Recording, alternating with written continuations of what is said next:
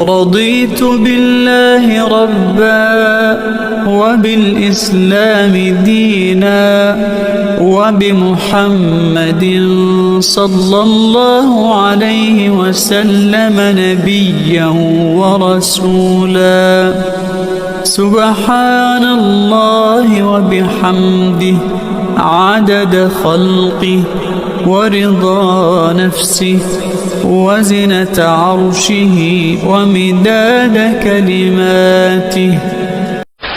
الحمد لله والصلاة والسلام على سيدنا رسول الله سيدنا ومولانا محمد بن عبد الله وعلى آله وصحبه ومن تبعه ووالاه لا حول ولا قوة إلا بالله سبحانك لا علم لنا إلا ما علمتنا إنك أنت العليم الحكيم ولا حول ولا قوة إلا بالله العلي العظيم. Saudara-saudara hadirin yang berbahagia, salah satu nikmat yang diberikan Allah kepada kita di dalam kehidupan ini ialah bahwa Allah Subhanahu wa ta'ala telah menciptakan segala sesuatu serba berpasang-pasangan. Dalam surah Yasin ayat 36 dijelaskan, Subhanallazi khalaqal azwaja kullaha mimma tumbitul ard wa min anfusihim wa mimma la ya'lamun. Maha suci Allah yang telah menciptakan segala sesuatu itu serba berpasang-pasangan, dari apa yang tumbuh di permukaan bumi, apa yang ada di dalam diri mereka sendiri, dan apa-apa yang mereka tidak mengetahuinya. Demikianlah kita lihat siang berhadapan dengan malam, benar berhadapan dengan salah, dan laki-laki berhadapan dengan perempuan. Setelah Allah menciptakan segala sesuatu itu serba berpasang-pasangan, maka Allah menetapkan aturan permainan yang mengatur seluruh kehidupan makhluk yang serba berpasang-pasangan itu. Kita tentu maklum, apapun saja yang kita lakukan dan kita perbuat tanpa ada aturan akan berakhir dengan kekacauan. Cobalah kita bikin satu sekolah, buka satu sekolah, tidak usah pakai aturan, tentu kacau. Bikin organisasi tanpa memakai aturan, tentu kacau. Demikian daripada kehidupan ini, kalau tanpa ada aturan, tentu kekacauan yang akan timbul. Allah pencipta manusia. Allah tahu benar kemampuan maksimal manusia. Oleh sebab itu, aturan permainan yang diturunkan Allah tentu sesuai benar untuk manusia. Satu contoh kecil, pabrik mobil di Jerman bikin mobil namanya Mercy. Seiring dengan itu, dia keluarkan buku petunjuknya. Mobil ini namanya Mercy, kecepatan maksimal sekian ratus kilometer per jam, daya angkut maksimal sekian ratus kilogram. Kalau rusak memperbaikinya begini, onderdilnya pun ini. Karena pabriknya yang membuat mobil, lalu pabriknya pula yang mengeluarkan buku petunjuk, sudah tentu buku petunjuk itu sesuai benar dengan mobilnya. Dan tidak bisa kita punya mobil Mercy rusak lalu kita perbaiki dengan menggunakan buku petunjuk yang dikeluarkan oleh pabrik mobil Toyota misalnya. Jelas mobil bukan tambah baik, malah makin hancur tidak karu-karuan. Kalau manusia menginginkan satu hidup yang baik, tidak ada pilihan lain, dia harus memakai aturan yang diturunkan oleh yang bikin manusia. Dan aturan itu telah turun dalam bentuk agama Islam yang kita cintai ini. Manusia laki-laki dihiasi dengan perasaan senang cinta kepada perempuan. Itu biasa, normal, wajar. Tapi lalu Allah menurunkan aturan permainan. yang kalau peraturan ini dilanggar akan membawa kerugian bagi manusia sendiri. Bahwa laki-laki senang sama perempuan itu normal. Agama membuat aturan silahkan senang, tetapi lewat satu pintu yang disebut nikah. Kalau peraturan ini diabaikan, yang rugi tentu manusia sendiri. Misalnya PLN keluarkan pengumuman, nanti malam mulai jam 6 sampai subuh listrik se-Jakarta mati total. Kita ingat, ini nanti malam saya giliran ronda. Pagi-pagi sudah kita siap beli batu baterai, masukkan ke dalam baterai. Dari sejak kita beli sampai sore itu baterai kita soroti terus. Tentu setelah sore soak batu baterai itu. Datang malam berangkat kita ronda, kalau disoroti lagi kan baterainya sudah nggak terang lagi, sudah soak. Sebab apa? Belum waktunya sudah disoroti terus. Sekarang kalau ada orang belum masuk pintu pernikahan, nafsu seksualnya diobral terus. Itu kan sama juga belum datang malam baterainya sudah disoroti terus. Nanti masuk pernikahan soak. Berhadapan dengan istrinya barangkali sudah nggak bisa apa-apa, cuma nyengir saja. Yang rugi manusia sendiri. Itulah sebabnya Allah lalu mengatur bahwa laki senang sama perempuan lewat satu pintu yang disebut dengan nikah. Maka pada pertemuan kali ini kita akan bicara tentang nikah dalam Islam.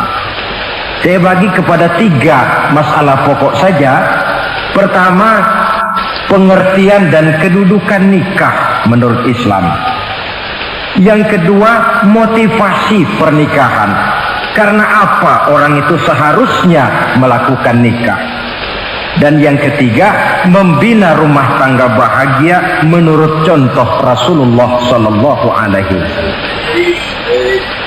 Hadirin yang saya hormati, kita mulai dengan yang pertama, pengertian nikah. Dalam kehidupan sehari-hari ada 2 kata yang sering kita gunakan, kawin dan nikah. Kalimat kawin kelihatannya dipergunakan oleh semua makhluk hidup. Lain dengan nikah, ini hanya digunakan khusus untuk manusia muslim.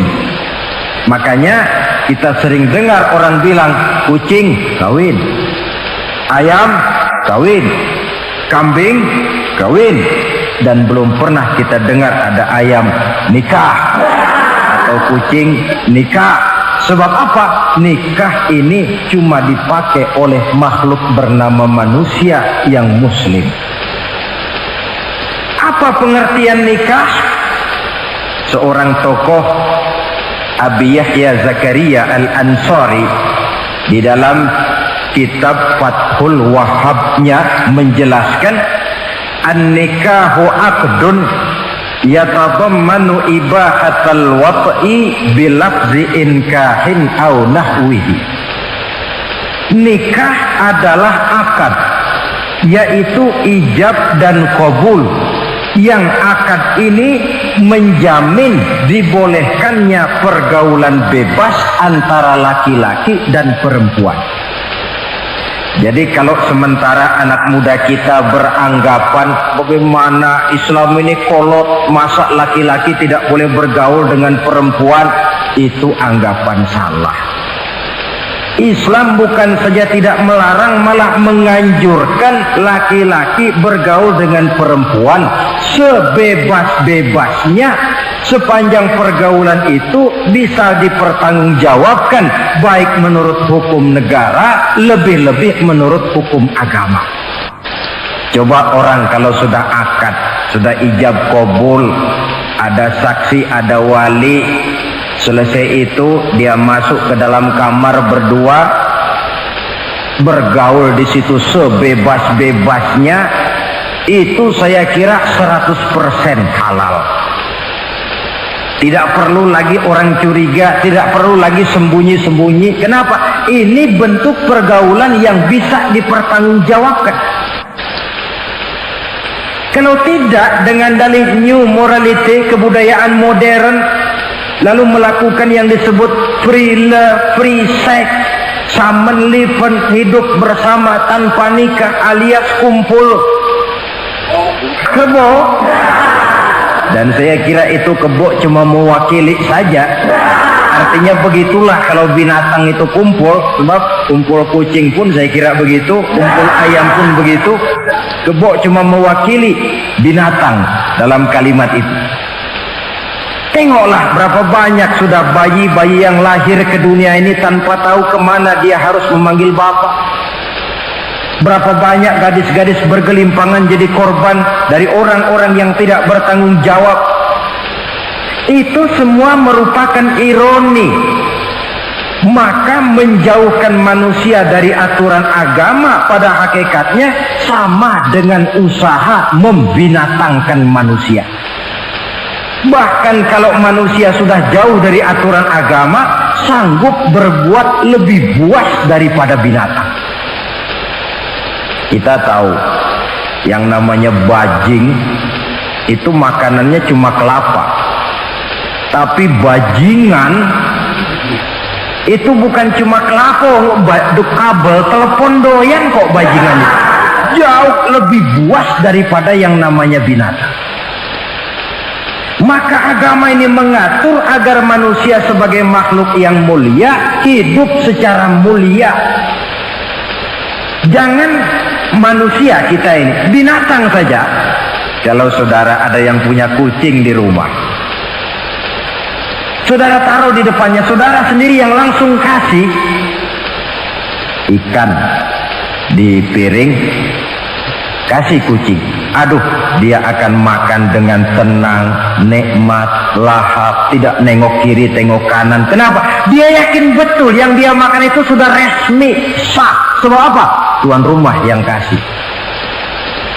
Tapi kalau si kucing ngambil sendiri di dapur, mencuri dia, setelah dapat dia bawa lari, makan pun tidak tenang. Kenapa? Mesti nengok kiri, nengok kanan. Rupanya instingnya pun bekerja. Ini bukan hak saya mencuri. Saudara-saudara, tengok orang yang sudah terlibat dalam pergaulan suami istri yang sah. Itu kan gak perlu tengok kanan, tengok kiri, gak perlu takut-takut. Kenapa? Sudah sah. Tapi kalau yang bukan istrinya, wah itu sudah seperti kucing nyolong ikan, tengok kiri, tengok kanan, tidak pernah mengalami ketenangan. Itu selintas pengertian nikah. Lalu bagaimana kedudukan nikah menurut Islam?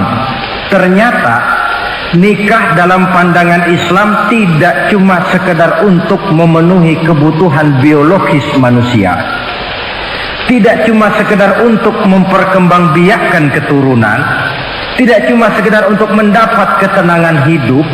Lebih tinggi daripada sekedar itu, nikah dalam pandangan Islam ibadah. Jadi kalau kita ditanya, Pak, ibadah apa yang paling enak dalam Islam? Jawabannya jelas, nikah. Begitu enaknya ibadah yang namanya nikah ini, sampai yang sudah pernah pun pengen ulangan. Namanya ibadah. Tetapi tentu ada konsekuensi. Oleh karena nikah ibadah, dan semua ibadah dalam Islam tidak boleh dikerjakan setengah hati atau main-main. Sholat ibadah, tidak boleh main-main atau setengah hati atau coba-coba. Puasa ibadah, tidak boleh main-main, setengah hati atau coba-coba. Dan oleh karena nikah pun ibadah, punya nilai sakral, juga tidak boleh main-main, setengah hati atau coba-coba. Nikah eksperimen tidak dikenal dalam Islam. Mas, saya dengar sampean sudah nikah ya? Iya mas, saya cuma nyoba saja kok ini kok. Kalau enak terus, enggak ya bubar. Ini tidak ada nikah eksperimen, sebab dia punya nilai sakral yang bermotifkan ibadah. Itu pengertian dan kedudukan nikah. Lalu apa motivasi suatu pernikahan? Karena apa seharusnya orang nikah itu? Apa landasannya? Saudara, hadis yang diriwayatkan oleh Imam Bukhari, Muslim, Abu Dawud dan Ibnu Majah dari Abi Hurairah menjelaskan Nabi bersabda, "Tunkahul mar'atu li arba'in." Nikahilah perempuan karena 4 perkara. Kalau dia perempuan tentu nikahilah laki-laki karena 4 perkara. Memilih jodoh, nah inilah lengkapnya konsepsi Islam. Memilih jodoh saja Islam itu memberikan petunjuk kok. Karena apa orang memilih jodoh itu? Kata Rasul yang karena 4 faktor. Pertama, 5 liha. Karena dia orang kaya, cari yang kaya. Yang kedua, lihasabiha. Karena dia keturunan orang baik-baik, cari keturunan orang baik-baik. Yang ketiga, lijamaliha. Karena dia cantik, cari yang cantik.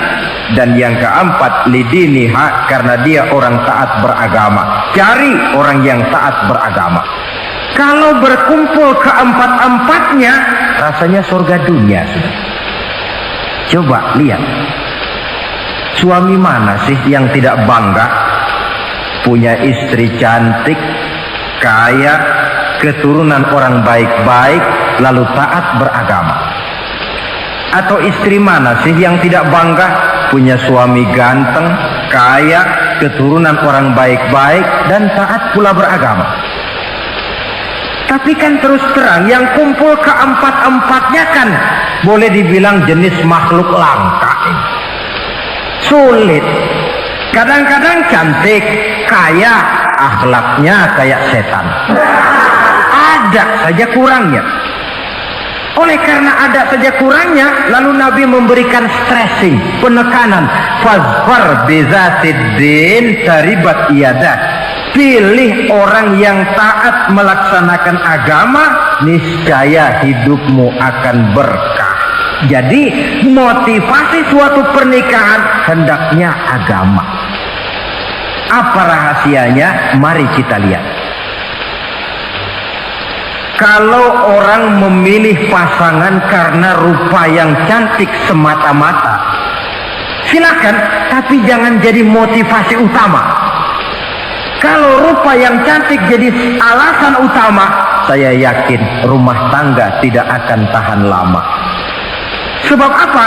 Pertama, yang namanya cantik itu relatif. Artinya bergantung siapa yang memandang. Yang menurut saudara cantik, menurut saya belum tentu cantik.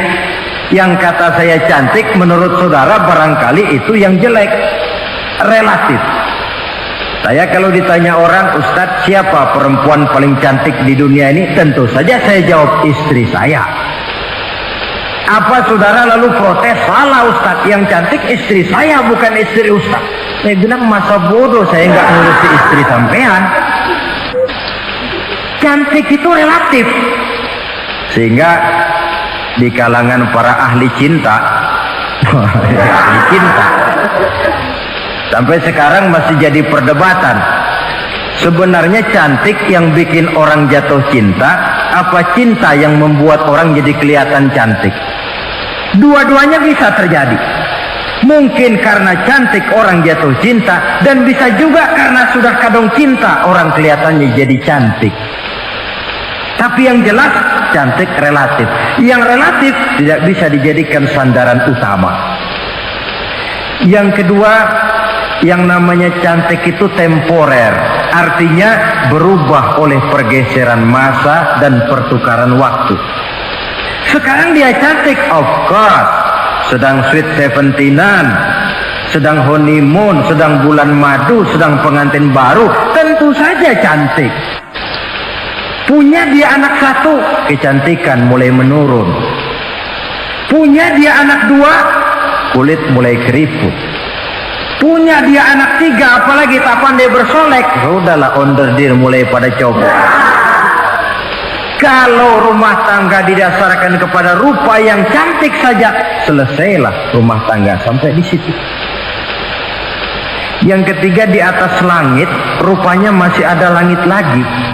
Di atas yang kita anggap cantik, rupanya masih ada yang lebih cantik. Kalau cantik yang kita kejar, kita akan jadi petualang yang pindah dari perempuan satu ke perempuan yang lain. Cinta bajak laut namanya. Di mana kapal berlabuh, di sana cinta mendarat. Saudara hadirin yang saya hormati, kan di mana? Tapi kalau saudara diberikan harta, pengadilan akhirat akan bertanya dua. Hartamu kau dapat dari mana? Kau belanjakan kemana? Dari mananya ditanya, dan kemananya juga ditanya. Oleh karena kita akan dimintakan pertanggungan jawab, maka amanah yang bernama harta ini harus kita gunakan dengan sebaik-baiknya. Ada penggunaan yang merupakan kewajiban, itu zakat namanya. Ada penggunaan yang sewaktu-waktu, itu infak namanya. Ada yang lebih sewaktu-waktu lagi, dan itu sedekah namanya. Zakat dia terikat oleh haul dan nisab, oleh putaran batas waktu dan ukuran dari harta itu sendiri. Sedangkan infak terikat oleh situasi dan kondisi perekonomian seseorang. Sedangkan sedekah tidak terikat dengan apapun. Dalam kondisi seperti apapun kita bisa melakukan sedekah dengan yang terkecil sekalipun. Sampai-sampai Rasulullah sallallahu alaihi wasallam mengajarkan, la tahqiranna minal ma'rufi syai'an walau an talqa akhaka biwajhin talik. Atau ada hadis, tabassumuka fi wajhi akhika laka shadaqah. Senyumanmu kepada temanmu adalah sedekah. Jadi untuk melakukan sedekah tidak harus dalam berbentuk uang. Dengan ilmu kita bisa sedekah, dengan tenaga kita bisa bersedekah, dengan pikiran kita bisa bersedekah, bahkan senyum kepada teman itu pun sedekah. Jadi kalau sedekah dengan uang memang belum punya uang, nyengir aja banyakin. Itu asal pada tempatnya, jangan lalu ketemu tiang listrik cengengesan. Tentu tidak pada tempatnya dan tidak wajar. Nah, sedekah yang paling dicintai Allah adalah sedekah yang disembunyikan. Artinya jauh dari sifat riya. Kan kadang-kadang ada orang sedekah itu disebutkan namanya. Apa tidak bagus? Kalau memang niatnya ikhlas, ya bagus-bagus saja. Untuk memberikan sugesti kepada yang lain. Di bulan bin bulan nyumbang sekian, diumumkan.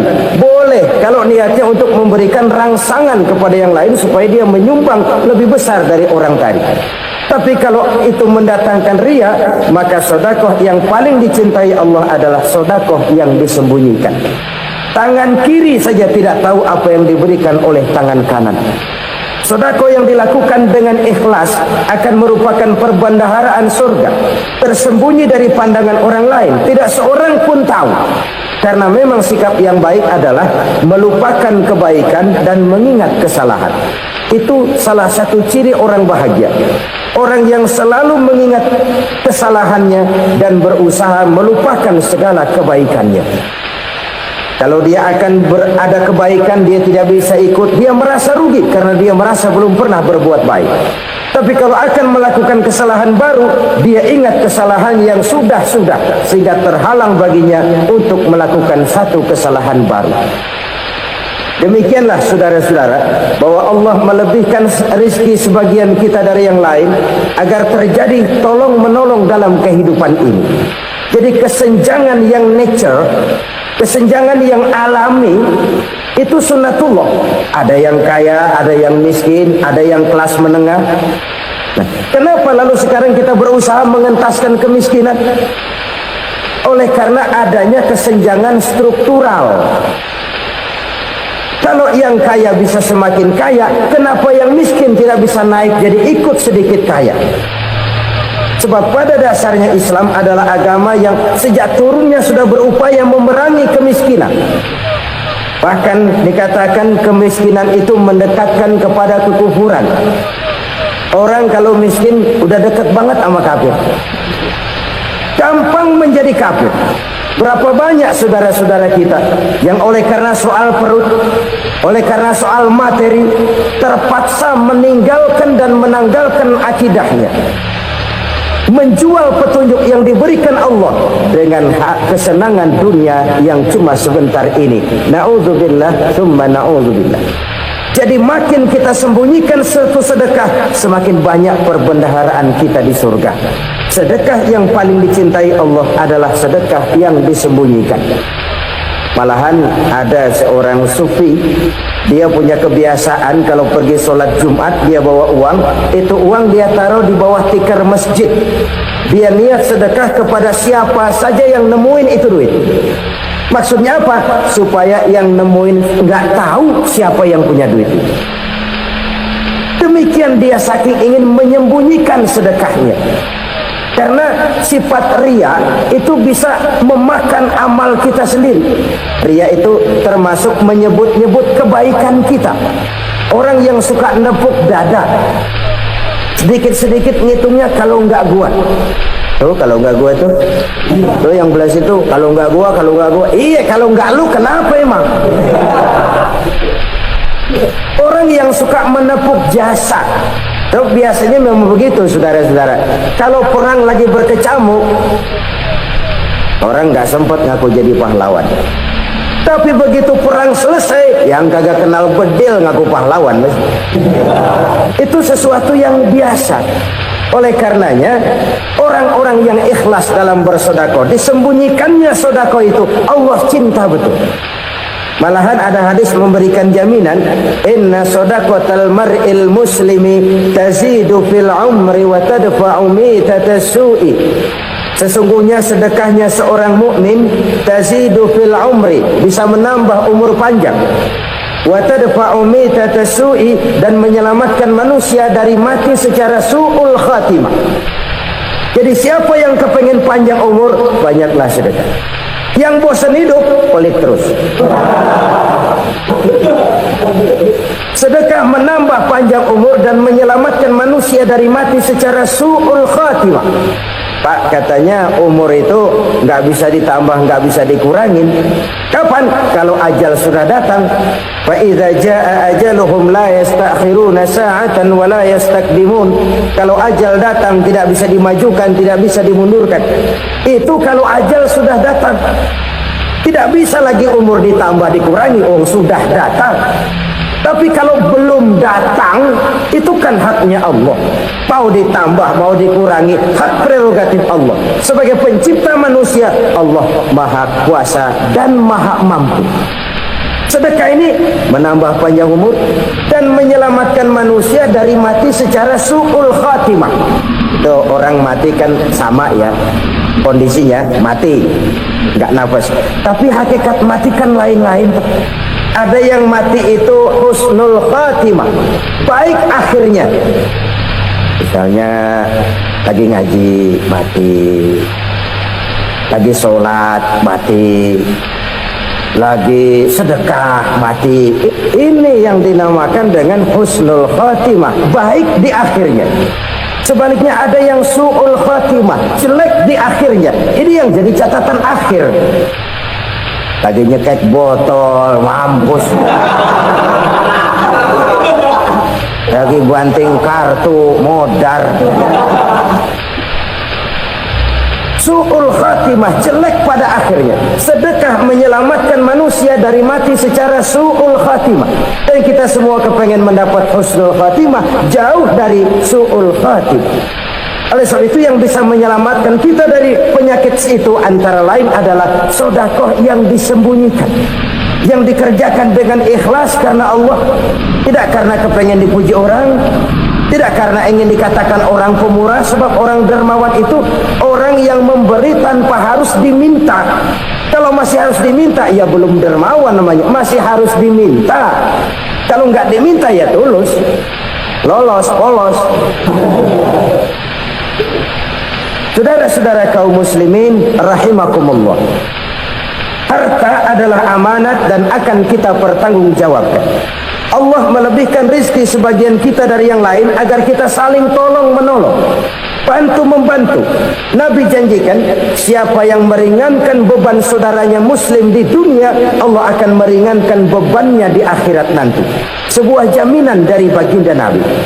Si orang yang kita bantu barangkali tidak bisa membalas, Allah yang akan membalas lewat jalan lain yang tidak pernah kita sangka-sangka. Ada orang tanya, Pak, ini ada orang nyumbang masjid sambil marah-marah, bagaimana? Saya bilang sumbangannya aja ambil, marahnya jangan. Marahnya jangan diambil, itu urusan dia. Saudara-saudara kaum muslimin rahimakumullah, umat Islam ini kan umat yang punya potensi besar. Kadang kita merenung, kenapa kadang-kadang pembangunan masjid kok lambat sekali? Kalau hotel hari ini peletakan pertama, bulan depan peresmian.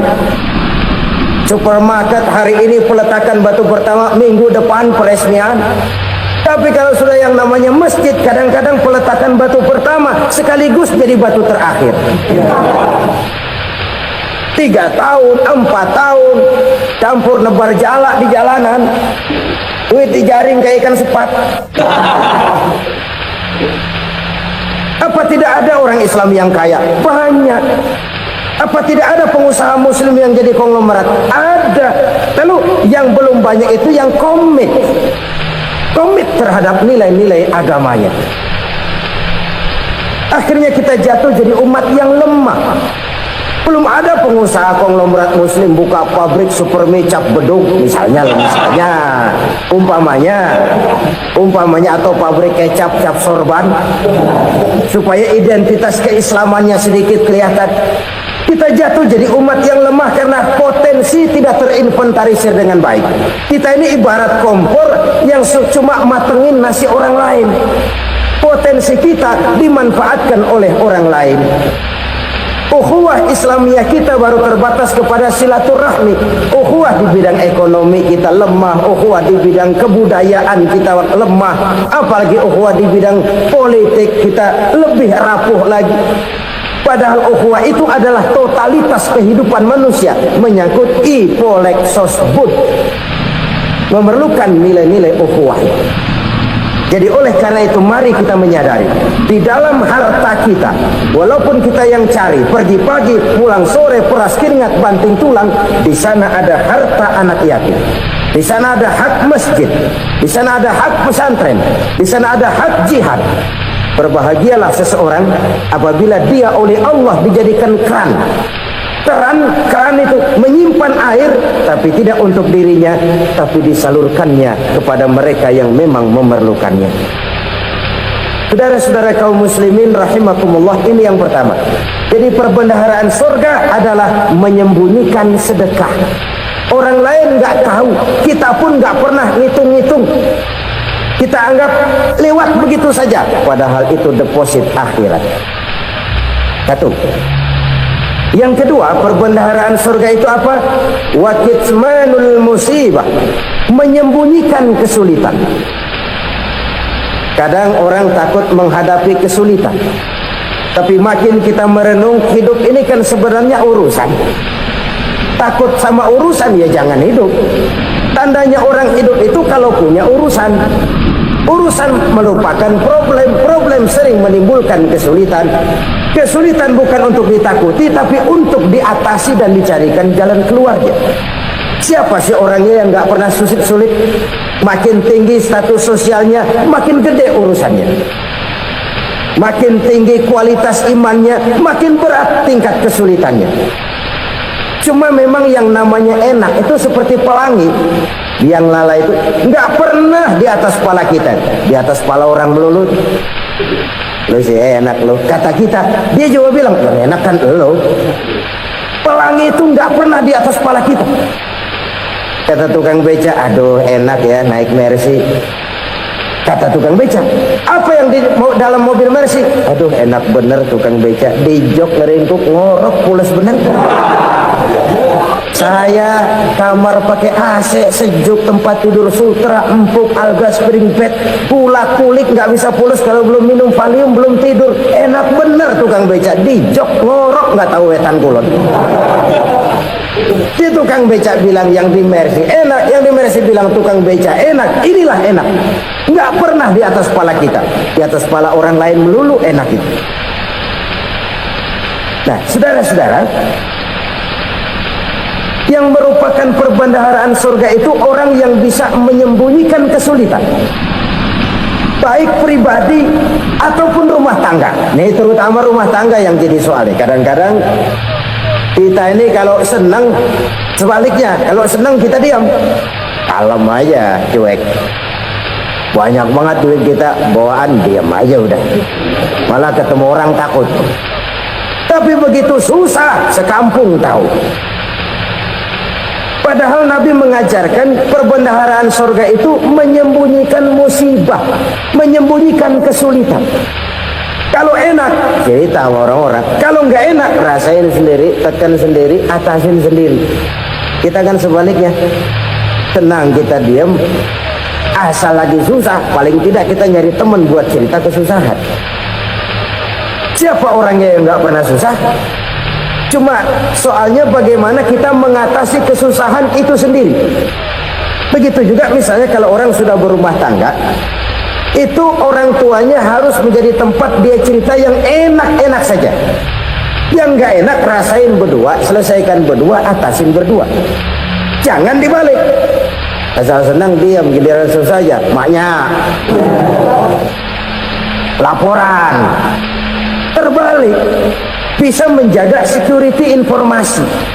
Maka nama bayam keluar diam, malah suitan. Enak amat lu makan daging ayam. Security informasi. Saudara-saudara kaum muslimin rahimakumullah, ujian yang terberat itu yang pernah diberikan kepada para nabi, para rasul, para aulia, para ulama. Makin tinggi keimanan, makin berat bentuk kesulitan. Ayo saya kemukakan satu contoh saja.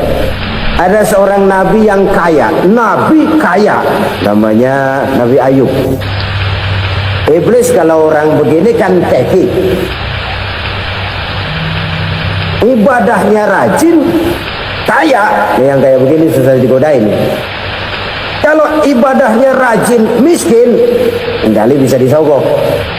Sini imannya mantap, ibadahnya rajin, kaya, nabi lagi. Oh, tapi namanya iblis nggak kurang akal. Laporan, Tuhan, kenapa Les? Ya ini bahasa saya, bahasa Qurannya sih nggak gitu. Itu hambamu yang namanya Ayub, dia rajin ibadah cuma karena dikasih kaya aja. Coba kasih miskin dia, berhenti dia sembahyang. Ah, kamu bisa aja. Saya tahu Ayub itu hambaku yang ikhlas. Saya buktiin Tuhan, silahkan. Dibuktiinlah. Iblis turun ke alam ini. Yang mula-mula dia lakukan, dia rusak sawah ladang Nabi Ayub, dia binasakan binatang ternak Nabi Ayub, sehingga dalam waktu singkat jatuhlah Nabi Ayub dari orang paling kaya jadi orang paling miskin. Beliau masih ibadah di mihrab dalam masjid, datang iblis. Saudara Ayub, ya, lagi ngapain? Ibadah. Nyembah Allah, nyembah Allah. Oh, percuma. Kenapa? Tuhan yang ente sembah nih, dia udah bikin miskin ente. Sawah ladang ente hancur lebur, binatang ternak binasa. Sekarang ente jadi orang paling miskin. Ngapain nyembah Tuhan kayak begitu? Tekor. Udah berhenti dah ibadah, berhenti ibadah. Ini iblis sama Tuhan laporannya lain, yang dikerjakan kepada Nabi Ayub juga lain. Benar begitu iblis, kata Nabi Ayub. Iya, sawah ladang saya habis buras, binatang ternak saya binasa, binasa. Saya miskin, bangpak. Apa jawab Nabi Ayub? Bukan innalillahi, ya ini hebat. Alhamdulillahillazi a'tani wa akhadha minni. Segala puji bagi Allah yang telah memberikan harta kepada saya dan sekarang mengambilnya lagi. Alhamdulillah. Allah yang ngasih, Allah yang ambil.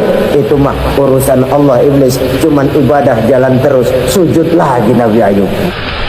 Iblis leher gondok banget. Dasar Nabi nggak mempandai apa-apain. Miskin malah alhamdulillah, Allah yang ngasih, Allah yang ngambil. Jadi kalau kita tidak komit, kita tidak terikat kepada kaya, miskin, senang, susah, apa yang bisa bikin kita susah? Jadikan kekayaan, kemiskinan, jadikan senang susah sebagai anak buah yang bisa kita atur. Jangan kekayaan ngatur kita, jangan kemiskinan ngatur kita. Kita yang harus mengatur mereka. Senang susah, kaya, miskin, bahagia, sengsara, jadikan itu anak buah yang bisa kita atur. Kalau sekarang kita kaya, lain saat boleh jadi kita miskin, semiskin-miskinnya. Allah yang ngasih, Allah yang ngambil. Tenaga mana yang bisa menghalangi? Ibadah jalan terus. Iblis makin gondok. Dasar Nabi loh. Akhirnya apa? Nabi Ayub dikerjain, diberikan penyakit. Demikian fatal penyakitnya. Bayangin. Udah miskin, sakit. Masya Allah. Miskin, sakit. Sakitnya nggak lama, kira-kira 16 tahun. Istrinya 3, 2 mental minta ceraiin. Ngerawatin laki bengek begini. Senang belum tentu, susah udah pasti nih. Cerai aja, cerai dah. Cerai. Yang satu Siti Rahmah yang setia menemani beliau, sesetia-setianya hati perempuan.